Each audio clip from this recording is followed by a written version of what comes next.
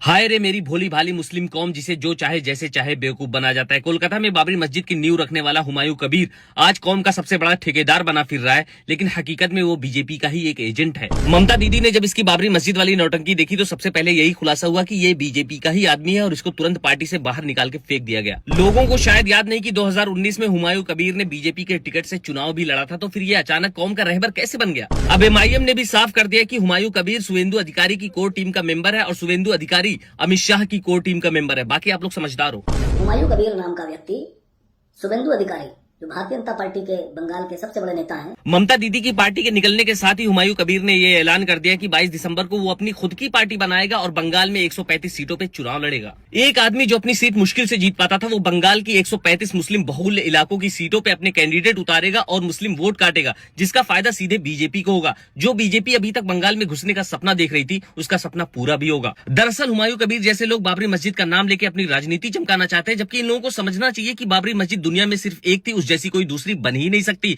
तुम अपने मोहल्ले में एक नहीं, 100 नहीं, 1 लाख बाबरी मस्जिद क्यों ना बनवा दो, लेकिन अयोध्या वाली मस्जिद की बराबरी नहीं कर सकते। बाबरी की लड़ाई किसी ईंट पत्थर या ढांचे की नहीं थी, क्योंकि अगर मस्जिद ही बनवाना था तो ये विकल्प सुप्रीम कोर्ट ने उस वक्त भी दिया था कि अयोध्या में कहीं भी मस्जिद बनवा लो, लेकिन मुस्लिम कौम ने उस वक्त भी इस प्रस्ताव को ठुकरा दिया था, क्योंकि ये लड़ाई हक, इंसाफ और इतिहास की है। आज हुमायूं कबीर उसी मुकद्दस नाम का इस्तेमाल करके कौम की भावनाओं को भड़का रहा है ताकि मुस्लिम वोटों का बंटवारा किया जा सके और इसका फायदा सीधे सीधे बीजेपी को होगा। लेकिन अगर ऐसा ही चलता रहा तो बंगाल के मुसलमानों का वही हाल होगा जो हाल असम के मुसलमानों का हुआ, और इसकी जिम्मेदार सिर्फ बीजेपी नहीं बल्कि आप सब लोग होंगे जो इस घटिया इंसान को बिना सोचे समझे सपोर्ट कर रहे हो।